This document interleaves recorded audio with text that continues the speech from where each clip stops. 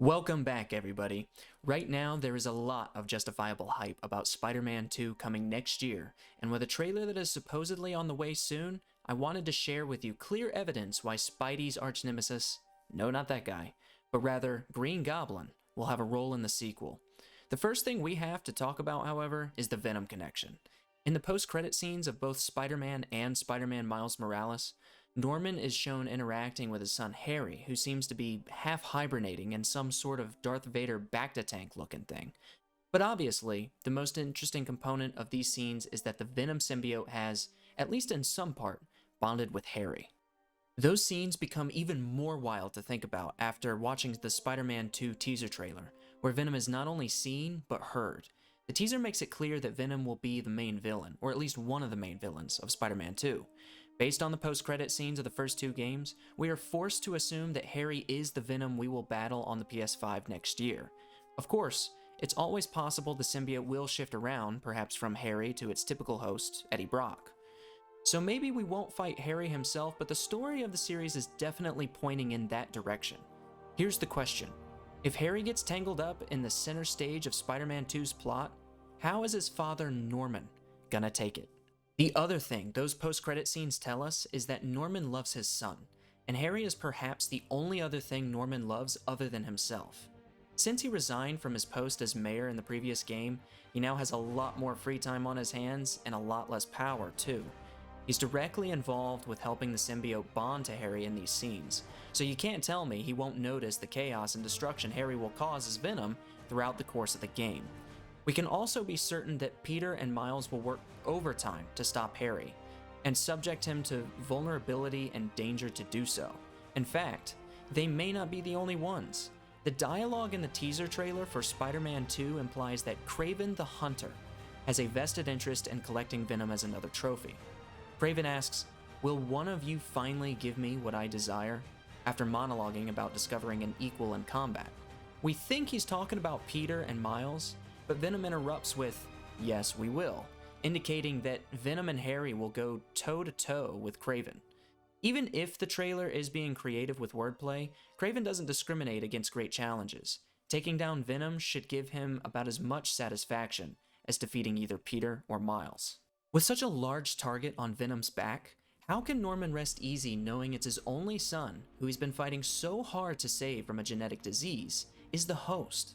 This scenario may be the perfect time to don that green and purple armor and start going to war. Who else would come to Harry's defense? We know Norman has the tools and toys. We saw the prototype helmet and the glider schematics as Mary Jane in the last game. We saw the pumpkin bombs and the invisibility tech too. Will Norman really let all that good stuff collect dust while his son does battle with the Spider-Man and maybe even Kraven? Now we do have to consider some things. It's a pretty big jump even for someone like Norman to go from mayoral incumbent and prominent businessman to a laughing death jester all in one game. He's gonna need a moment to collapse into desperation and madness.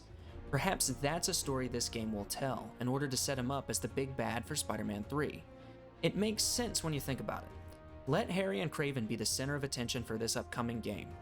Otto Octavius and Martin Lee had just barely enough time last game to fully develop as co-main antagonists.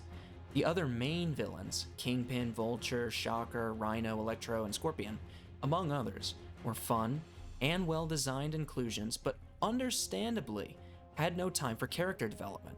Likewise, we have no reason to believe that Spider-Man 2 can handle more than two co-main antagonists. Inserting Green Goblin into the fray when you already have Venom and Kraven might be too much. We also have to wonder if Carnage will show up in this game since it will be a symbiote-centric story. There is clearly so much to explore. We also have to wonder exactly what kind of Goblin we'll end up getting from Insomniac. Will this be a slightly more stable, armored, militant-type Goblin, similar to that of Willem Dafoe's version in the 2002 Spider-Man movie? Or will we see a completely unhinged, disfigured monster with green, scaly skin, like the direction the Amazing Spider-Man 2 started to take, or even like that of the Ultimate Spider-Man comics? Norman could take a serum of sorts to help amplify his senses and strength, and that might help him go nuts. But what if it was Harry who became the Goblin? What if the symbiote somehow delays the progression of his disease? Perhaps Venom and Harry become separated at some point, and Harry begins to physically transform into the Goblin, who we would then have to stop at the end of the game. Maybe this is too similar to Sam Raimi's Spider-Man 3 plot, but with Miles Morales and Gargoyle-esque Harry, it could be different enough. There are too many routes to earning a Green Goblin appearance in Spider-Man 2 for it not to happen. The bottom line is this: Harry, and by association Norman, have huge roles in the sequel that put them in serious danger. I really believe that Norman will be driven to take up the Goblin mantle in order to protect his son, who will be in the thick of it with the rest of the characters. At the very least, Norman will try to control things to the best of his ability on the sidelines using his numerous connections and what remains of his power in New York City, but those attempts would fail and result in him finally losing it, especially if Harry dies in a climactic battle. If Spider-Man 2 is a tale of Norman's descent into madness, and it depicts him suiting up as the Goblin in a post-credit scene at the end of the game, I will be immensely satisfied.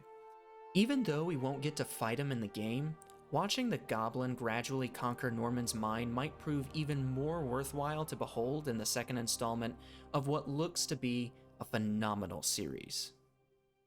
I want to give a shout out to Charles Logan, who allowed me to use his Green Goblin concept artwork in my thumbnail, and I'm going to show it again here.